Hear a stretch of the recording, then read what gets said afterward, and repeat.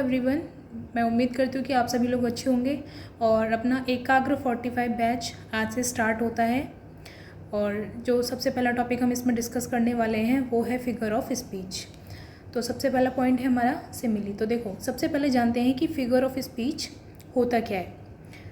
Figure of speech को अगर हम इजी लैंग्वेज में समझें तो फिगर ऑफ स्पीच का मतलब है जब हम अपनी कोई भी बात को है ना ऐसे सुंदर और स्ट्रॉन्ग या फिर इमेजिनेटिव बनाने के लिए कुछ स्पेशल वर्ड्स को यूज़ करते हैं या फिर कोई स्टाइल को यूज़ करते हैं, उसे ही हम क्या कहते हैं, फिगर ऑफ स्पीच। अगर हिंदी में बोला जाए तो इसको बोलते हैं हम अलंकार। हिंदी में पढ़े होंगे ना आपने अलंकार, वही। ये क्या करते हैं, जो भी हम कोई बात एक्सप्रेस करना चाहते हैं उसमें क्या है, चार चांद लगा देते हैं। ये अपनी स्टाइल को ऐड करके या फिर कुछ इमेजिनेटिव जो वर्ड्स होते हैं, कुछ अट्रैक्टिव वर्ड्स होते हैं और उन स्टाइल्स को यूज़ करके हम क्या अपने जो टेक्स्ट होता है या फिर जो लिटरेचर है उसमें क्या है, हम फिगर ऑफ स्पीच को ऐड करके क्या करते हैं, उसको एनहेंस करते हैं उसके स्टाइल को। तो देखो, सबसे पहले हम डिस्कस करने वाले हैं सिमिली। अब सिमिली क्या होता है? Simile is a figure of speech in which two different things are compared explicitly using words like और एज। देखो, सिमिली में क्या होता है, हम दो चीज़ों को किस तरीके से कंपेयर करते हैं, लाइक और एज का यूज़ करके। देखो कैसे करते हैं। मान के चलो कोई भी सब्जेक्ट है ए और कोई भी सब्जेक्ट है बी, उसका कंपैरिजन हम किससे करते हैं, लाइक और एज लगा के। अब इसका पर्पस क्या होता है, सिमिली को यूज़ करने का क्या पर्पस है? To make description vivid, clear and effective. देखो, विविड का मतलब होता है जो एकदम है ना लाइफ लाइक लगे, यानी जीवंत होना चाहिए। वो कैसा होना चाहिए, एकदम ऐसे उसको सुनते ही हमारे दिमाग में इमेज बन जानी चाहिए, उसको बोलते हैं विविड। एकदम क्लियर होना चाहिए और कैसा होना चाहिए, इफेक्टिव, यानी प्रभावशाली होना चाहिए। इस चीज़ को बनाने के लिए हम किसका यूज़ करते हैं, सिमिली का यूज़ करते हैं। अब हम कुछ वर्ड्स यूज़ करते हैं जैसे कि like, as, than, similar to, resembles, इस तरीके से। अब देखो, सब्जेक्ट होता है, कोई कॉमन क्वालिटी होती है और ऑब्जेक्ट होता है। सब्जेक्ट का कंपैरिजन किया जाता है इस क्वालिटी के साथ में। जैसे एग्जांपल लेते हैं, she sings like a Nightingale. वो किसकी तरह गाती है, नाइटिंगेल की तरह।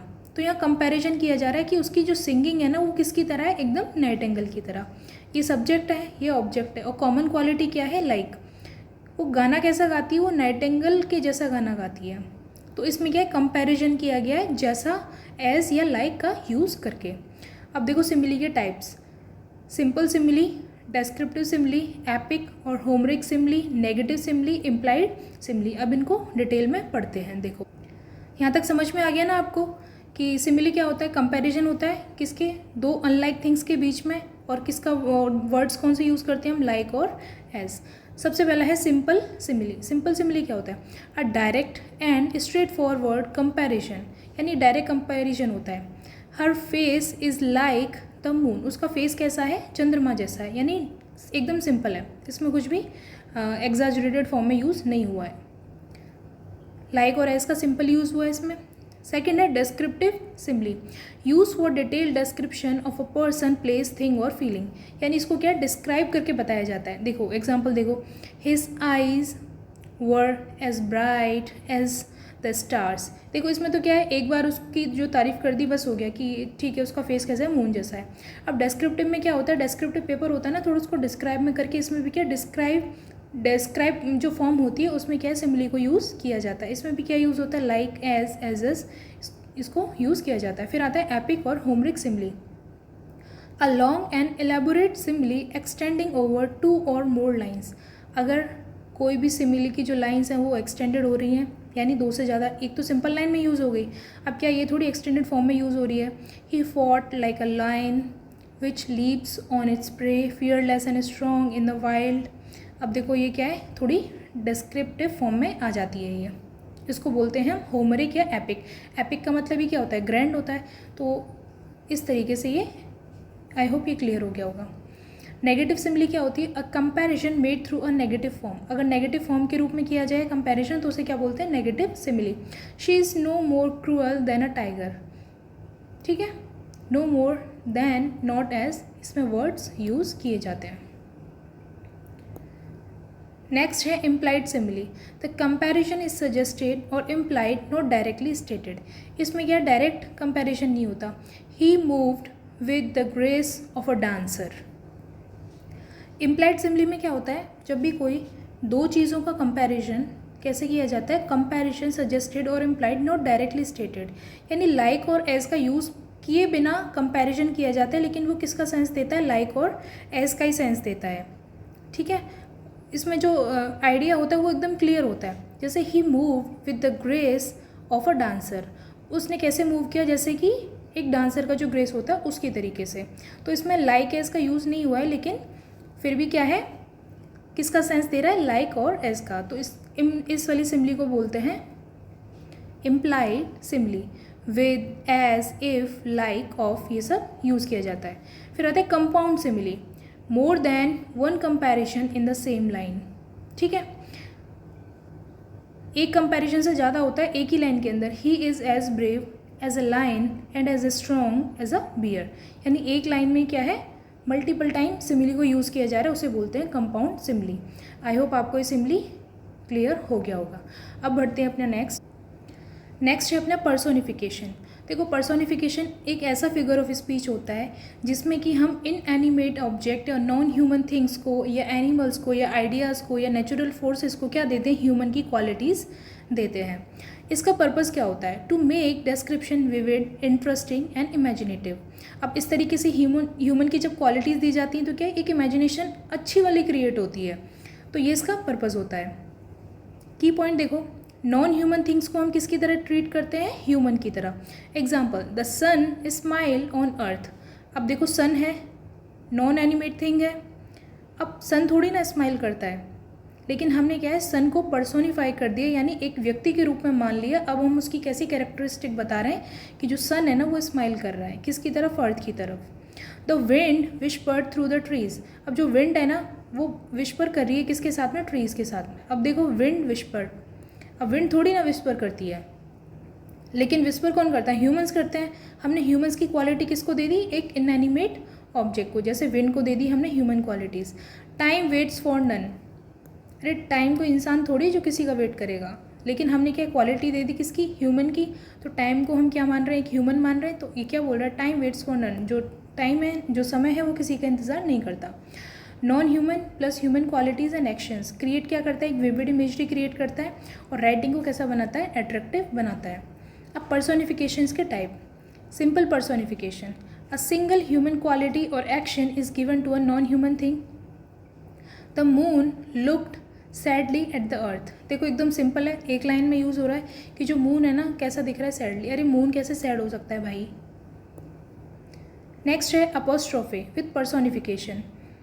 When a dead, absent or inanimate thing is directly addressed as if it were alive, यानी किसी भी चीज़ को है ना, जो भी जैसे कोई मृत है या कोई चीज़ एब्सेंट है, वहाँ पे कोई भी इनएनिमेट जो ऑब्जेक्ट है उसको डायरेक्टली हम ऐसे एड्रेस करते हैं जैसे वो वहीं पे प्रेजेंट है। For example, O death where is thy sting. अब ओ डेथ हम ऐसे बोल रहे हैं जैसे डेथ हमारे पास ही हो, भी यहीं पे बैठी हो। ठीक है, तो इस तरीके से ये क्या होता है, अपोस्ट्रोफे। नेक्स्ट बढ़ते हैं extended personification. When personification is continued through out a poem और अ पैसेज। अब देखो, एक्सटेंडेड का मतलब बढ़ते हुए, मतलब बढ़ी हुई। अब क्या है इसमें, in Tennyson's the brook says I chatter, I flow, I murmur as I go. Brook talks like human. Brooks का क्या मतलब होता है, टॉक्स लाइक ह्यूमन। अब इसको एक्सटेंड कर दिया तो ये क्या हो गया, एक्सटेंड पर्सोनिफिकेशन हो गया। नेक्स्ट है अपना एंथ्रोपोमॉर्फिज्म। इसमें क्या होता है, जो नॉन ह्यूमन थिंग्स होती हैं ना वो कैसे बिहेव करती हैं, उनको ऐसे दिखाया जाता है कि वो जैसे कैसे बिहेव करती हैं, एकदम ह्यूमंस की तरह। जैसे animals in animal stories talk, यानी जैसे देखा होगा ना एनिमल्स की कुछ स्टोरीज चलती हैं, कार्टून चलते हैं, उनमें एनिमल्स क्या बात करते हैं। जैसे जग्गू बंदर होता है भीम में, छोटा भीम में, वो क्या बात कर रहा है, तो बंदर बात थोड़ी करता है, लेकिन वो आपस में बात कर रहे होते हैं। तो इस तरीके से जो दिखाया जाता है ना उसे हम क्या बोलते हैं, एंथ्रोपोमॉर्फिज्म। नेक्स्ट है अपना, जैसे पंचतंत्र की कहानियाँ हैं एग्जाम्पल के लिए, वो हमारी तरह क्या करते हैं, बात करते हैं, इंसानों की तरह सोचते हैं, इंसानों की तरह फील करते हैं। उनकी भी क्या ऐसे ह्यूमंस की तरह क्या है, इमोशंस और फीलिंग्स होती हैं, लेकिन रियलिटी ये नहीं होती है। हम क्या करते हैं, उनको पर्सोनिफाई करते हैं। नेक्स्ट है pathetic fallacy, when human emotions are given to nature to show the poet's feeling. अब क्या है, हम जो ह्यूमन इमोशंस होते हैं ना, वो किसको दे दिए जाते हैं, नेचर के पोइट की फीलिंग्स को एक्सप्रेस करने के लिए। The gloomy clouds wept in sympathy. अब जो एक तो क्लाउड हैं वो कैसे हैं, ग्लूमी मतलब सैड हैं, और वो क्या कर रहे हैं, रो रहे हैं। रोने के मतलब सैड होने के बाद में वो रो रहे हैं। लेकिन क्लाउड्स कभी रोते हैं क्या, नहीं। हमने क्या ह्यूमन क्वालिटी दे दी उसको। तो ये क्या है, पैथेटिक फैलेसी। जब हम ह्यूमन इमोशंस को आर गिवन टू नेचर को दे दिए जाते हैं to show the poet's feeling, the gloomy clouds swept in sympathy. यहाँ ये आपको क्लियर हो गया होगा। Next word metaphor. मेटाफर क्या होता है, ये भी एक फिगर ऑफ स्पीच है, जिसमें हम क्या करते हैं, कंपैरिजन करते हैं दो अनलाइक थिंग्स का। यानी लाइक थिंग्स का मतलब होता है एक जैसी, लेकिन अनलाइक का मतलब ये अलग है और ये अलग है, इसके कैरेक्टरिस्टिक अलग है और इसके कैरेक्टरिस्टिक अलग है। Without using the word like और एज, बिना लाइक और एज का यूज़ किए हम क्या करते हैं, कंपैरिजन करते हैं, उसे क्या बोलते हैं, मेटाफर। इसमें बोलते हैं हम ए इज़ बी। देखो इसका जो पर्पस होता है, expression powerful, meaningful and imaginative बनाने का।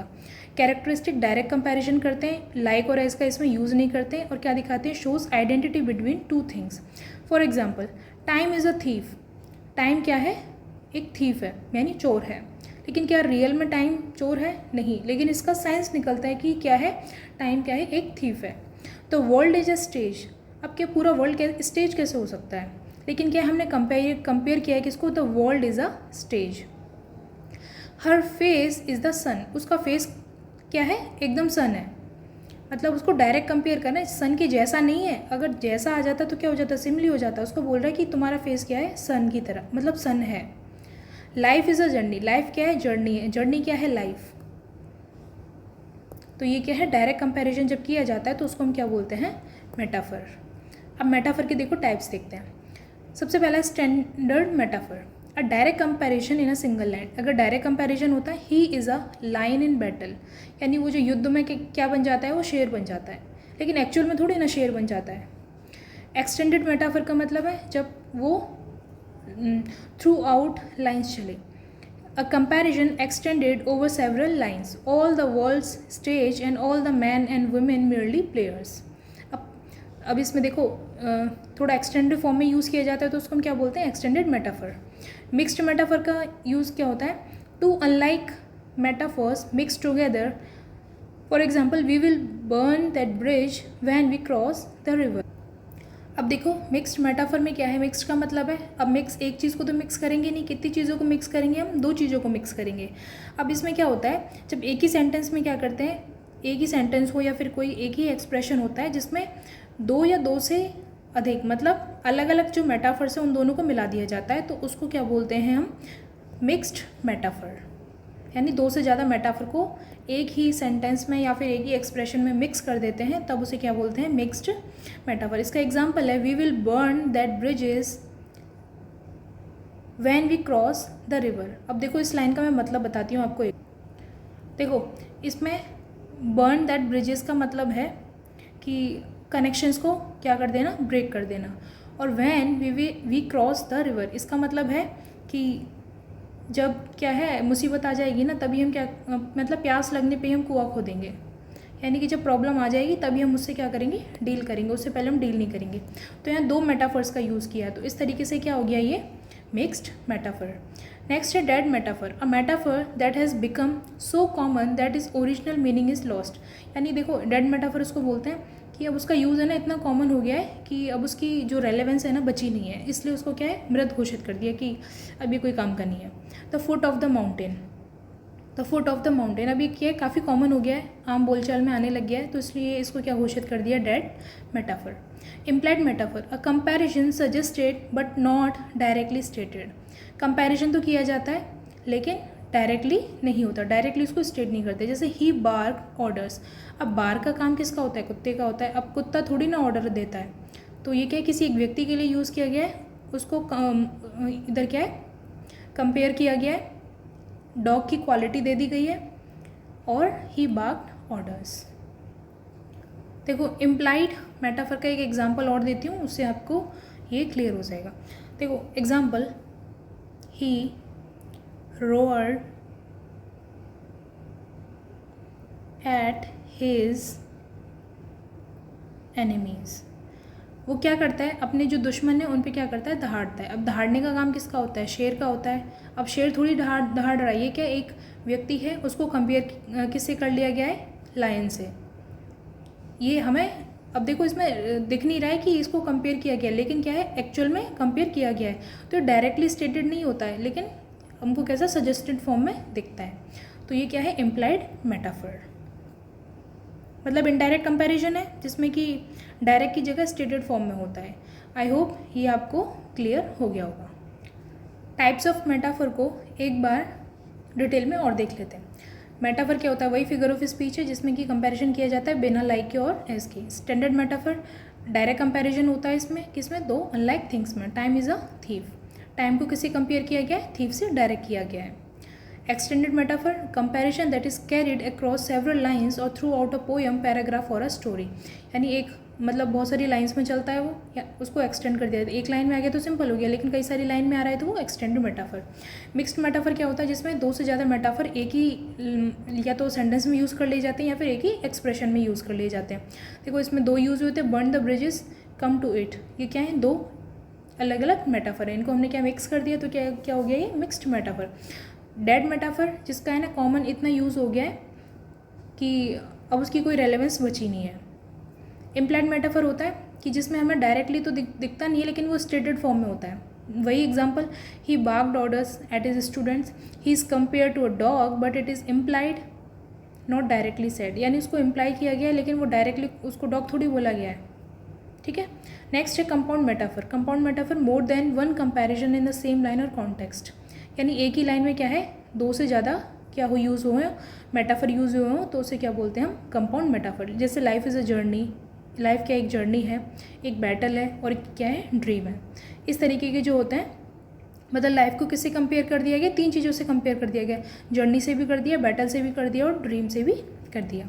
तो यहाँ पे अपना ये मेटाफर कंप्लीट होता है। देखो standard metaphor, single line comparison. Extended का मतलब है कई सारी लाइनों में अगर मेटाफर यूज़ हो रहा है। मिक्स्ड का मतलब है दो मेटाफर एक साथ यूज़ हो रहे हैं। डेड मेटाफर का मतलब है कि वो इतना कॉमन हो गया है कि उसका मीनिंग है ना आम बोलचाल में भी आने लग गया है, तो उसकी कोई रेलेवेंस इतनी रह नहीं जाती है। इम्प्लाइड का मतलब है कि हम उसको डायरेक्ट तो नहीं बोलते हैं, जैसे भौंकने का काम किसका होता है, कुत्ते का, लेकिन हम किसी व्यक्ति को बोलते हैं ही बार्क्ड ऑर्डर्स, यानी वो अपने जो ऑर्डर्स है ना उनको क्या है, मतलब उसको इम्प्लाइड कर दिया, उसको डॉग नहीं बोला डायरेक्टली, लेकिन इम्प्लाइड फॉर्म में उसको क्या क्वालिटीज़ दे दी वो वाली।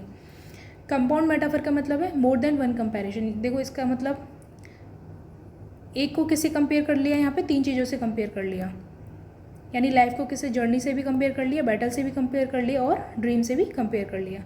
यहाँ पे अपना मेटाफर कंप्लीट होता है। नेक्स्ट है अपना hyperbole. Hyperbole is a figure of speech that uses exaggerated statements or claims not to meant to be taken literally but to create a strong effect or emphasis। अब ये क्या है, exaggerated statement होते हैं जिनका क्या है लिटरल मीनिंग तो नहीं मतलब निकाल सकते हम, लेकिन ये किस लिए यूज़ किए जाते हैं, स्ट्रॉन्ग इफेक्ट को एम्फेसिस करने के लिए। देखो हम डेली यूज़ में ना बहुत सारे हाइपरबली यूज़ करते हैं, जैसे मैंने तुम्हें 50 बार बोल दिया है शान बैठ जाओ, मैं मतलब 2 से तीसरे बार बोलने पर ही मैं ऐसे बोल रही हूँ कि ना मैंने तुम्हें 50 बार बोल दिया शान बैठ जाओ, तो 50 बार क्या हो गया, एग्जैजरेटेड। अब इसको और बोलते हैं, जैसे खाने के टाइम मम्मी क्या है खाना बना रही होती हैं, फिर और अपन बिज़ी होते हैं तो मम्मी बोलती हैं खाना खा लो, हाँ मम्मी आ रहे हैं, फिर दोबारा बोलती हैं आ रहे हैं, खाना खा लो, आ रहे हैं। मम्मी ने 3 बार बोला, फिर मम्मी चौथी बार में बोलती हैं 1000 बार बोल दिया, उठते नहीं हो खाने के लिए, तो 1000 बार बोला नहीं बोला ना, लेकिन मम्मी ने क्या एग्जैजरेट कर दिया उसको स्टेटमेंट को, तो उसका क्या है लिटरल मीनिंग तो नहीं निकाल सकते, लेकिन क्या उसको स्ट्रॉन्ग इफेक्ट क्रिएट करने के लिए होता है वो। ठीक है। अब देखो इसका पर्पस क्या होता है, to emphasize a point strongly, emphasis करने के लिए, ह्यूमर क्रिएट करने के लिए और एक्सप्रेस करने के लिए किसको, स्ट्रॉन्ग फीलिंग्स को, to make the description vivid and impressive. Example, I have told you a million times, मैंने तुम्हें लाखों बार बता दिया, पर यार कोई लाखों बार थोड़ी ना बताएगा, लिटरली तो उसका मीनिंग ये निकलेगा कि हाँ भाई लाखों बार बता दिया, लेकिन क्या है उसका जो सेंस होता है वो दूसरा निकलता है, यानी एम्फेसिस करने के लिए होता है, उसको थोड़ा दबाव के रूप में उसको बताने के लिए। अब देखो टाइप्स क्या है। Numerical hyperbole, exaggeration using very large number. अब नंबर्स का यूज़ किया जाए जैसे मिलियंस का, 1000 टाइम्स, तो ये क्या है, न्यूमेरिकल हाइपरबोली। फिजिकल हाइपरबोली होता है exaggeration related to size, strength and distance. जैसे he is so strong that he can lift a mountain, वो इतना स्ट्रॉन्ग है कि वो एक मतलब क्या है, माउंटेन को भी उठा लेगा। अरे हाँ भाई स्ट्रॉन्ग हो सकता है, बहुत स्ट्रॉन्ग होगा, लेकिन एक माउंटेन को थोड़ी उठा लेगा। ये लिटरल मीनिंग तो इसका यही निकलता है कि वो माउंटेन को उठा लेगा, लेकिन क्या है, ये एम्फेसिस कर रहा है कि भाई उसकी जो ताकत है ना वो माउंटेन जितनी है, इसका मतलब वो बहुत शक्तिशाली है, हम ऐसा दिखाना चाहते हैं। Emotional hyperbole, exaggeration of feeling of और इमोशंस, जैसे कि I am so sad that my heart will break, मैं इतना सैड हूँ कि है ना जो मेरा हार्ट है ना वो टूट जाएगा। भाई हार्ट टूट जाएगा तो तुम मर जाओगे, तुम सांस कैसे लोगे, तुम्हारा जो ब्लड की जो पंपिंग हो रही है वो कौन करेगा फिर, अगर हार्ट ब्रेक हो जाएगा तो। ठीक है, फिर नेक्स्ट है cosmic hyperbole, exaggeration related to the universe, space, heaven. अगर जैसे यूनिवर्स, स्पेस, हेवन इनका यूज़ किया जाए तो इसको क्या बोलते हैं, cosmic hyperbole. I have waited forever, अब कोई फॉर एवर के लिए वेट कैसे कर सकता है, 1 घंटा वेट करेगा, 2 घंटा वेट करेगा, उसी में वो फॉर एवर वेट करने के लिए ना, कि क्या हम एम्फेसिस करने के लिए बोल रहे हैं, हम दबाव बनाने के लिए बोल रहे हैं कि आई have waited for ever. Literary hyperbole, इसमें क्या exaggeration used in literature, poems और इन स्पीचेस फॉर इफेक्ट। किस में यूज़ होता है, लिटरेचर में, पोएम्स में और स्पीचेस में। जैसे shall I compare thee to a summer's day thou are more beautiful than the sun, जो उसमें विलियम शेक्सपियर है वो बोलते हैं क्या मैं तुम्हें समर के जो दिन है एक उससे कंपेयर करूं, क्योंकि तुम मुझसे भी क्या हो, ज़्यादा खूबसूरत हो। जो सन है सन से भी ज़्यादा क्या हो, खूबसूरत हो। तो सन से ज़्यादा खूबसूरत कैसे हो सकती है वो ह्यूमन, जो क्या है एक मॉर्टल है, वो कैसे इतना वो हो सकता है। तो ये यहाँ पे क्या है, एम्फेसिस करने के लिए। आई होप ये आपको क्लियर हो गया होगा। जैसे एग्जाम्पल देखते हैं, आई am so hungry I could eat a horse, मतलब मैं इतना भूखा हूँ कि मैं एक घोड़े को खा लूँगा। अरे भाई एक घोड़े को खा लोगे, यानी मतलब इतनी तेज़ भूख लग रही है कि मुझे अभी तुरंत खाना चाहिए। तो उसके लिए क्या है, मैंने हाइपरबोली यूज़ किया है कि eat a horse. He run faster than the wind, वो क्या है, हवा से भी तेज़ दौड़ता है। She has a heart of gold, उसका हार्ट कैसा है, गोल्ड का। भाई हार्ट गोल्ड का, वैसे भी सोना महंगा हो चुका है, किसी का हो तो भाई बचा के रखना। You have mountains of homework, यानी तुम्हारे पास होमवर्क क्या है, उसका बर्डन काफ़ी ज़्यादा हो गया है। तो माउंटेन्स का मतलब पहाड़। अब सच में पहाड़ थोड़ी है। I will love you till the stars die, मैं तुम्हें तब तक प्यार करूँगा जब तक कि स्टार्स मरते नहीं हैं। स्टार कैसे मरेंगे, हेवनली बॉडीज़ हैं, तुम्हारे तो पता नहीं कितने जन्म आके निकल जाएंगे, लेकिन इनकी तो एग्जिस्टेंस बनी रहेगी। ये क्या है हाइपरबोली, यानी एग्जैजरेटेड स्टेटमेंट है। I have told you 1000 times he is as brave as lion, the bag weighs a ton, इस बैग में कितना है, 1 टन के बराबर वजन है इसमें। जैसे थोड़ा सा भी हैवी हो जाता है तो वैसे ये हम डेली लाइफ में ना, मतलब सुबह से शाम तक हम पता नहीं कितनी हाइपरबोली यूज़ करते हैं। तो यहाँ पे हमारा ये टॉपिक कंप्लीट होता है। इसको मैं आपको एक बार शॉर्ट में रिविजन करा देती हूँ। हाइपरबोली क्या होता है, एग्जैजरेटेड स्टेटमेंट्स होती हैं। Then simile, metaphor, personification. देखो सिमिली का मतलब है कंपैरिजन करना, किसका यूज़ करके, लाइक और एज का यूज़ करके। मेटाफर क्या होता है, यानी डायरेक्ट कंपैरिजन करना बिना लाइक और एज के। जैसे she is as beautiful as flower, यानी वो कितनी सुंदर है, उस फ्लावर की जितनी सुंदर है। लेकिन he is a lion in battle, यानी वो युद्ध में क्या बन जाता है, शेर बन जाता है। एक्चुअल में शेर नहीं बनता, लेकिन इसकी क्वालिटीज़ उसके अंदर आ जाती है। इसको कंपेयर किया गया किससे, शेर से। पर्सोनिफिकेशन का मतलब है non human things are given human qualities और एक्शन। जो नॉन ह्यूमन थिंग्स है उसको क्या है, हम ह्यूमन की क्वालिटीज़ दे देते हैं, उसे हम क्या बोलते हैं, पर्सोनिफिकेशन। ये कुछ एग्जांपल्स हैं, आप इनको एक बार देख लेना। हाइपरबोली इसका मतलब है exaggerated statements are made for effect और emphasis. I have told you 1,000,000 times, eat a horse, और the bag weighs a ton I waited forever, यानी क्या ये एग्जैजरेटेड स्टेट्समेंट्स हैं और ये पर्सोनिफिकेशन मेटाफर सिमिली अपने यहाँ पे कंप्लीट होते हैं। अगर वीडियो पसंद आती है तो लाइक करना, शेयर करना, सब्सक्राइब करना। ये देखो आज की पहली वीडियो है, ये मॉर्निंग में आ जानी चाहिए थी लेकिन मॉर्निंग में एग्ज़ाम था, तो इस वजह से अब ये सीरीज़ कंटिन्यू रहेगी। तो इस सीरीज़ में आप बने रहना। कल आपकी क्लास होने से पहले ना ये जो भी टॉपिक्स आज करवाए जाएंगे उनका पहले 30 MCQs टेस्ट होगा। उस टेस्ट के बाद में आपकी क्लास कंटिन्यू होगी। सिमिली, मेटाफर, पर्सोनिफिकेशन, हाइपरबोली का कल आपका टेस्ट है। अब इसके बाद में जो क्लास आने वाली है वो शेड्यूल के अकॉर्डिंग अपना जो पोइट्री का सेक्शन है उसमें सोनेट नंबर 30 विलियम शेक्सपियर का वो हम डिस्कस करेंगे और डिटेल में डिस्कस करेंगे। ठीक है, तो अगर ये वीडियो आपको पसंद आती है तो लाइक करना, शेयर करना, सब्सक्राइब करना और इस सीरीज़ के साथ कंटिन्यू बने रहना। आपको लास्ट तक बहुत बेनिफिट होगा। Thank you so much.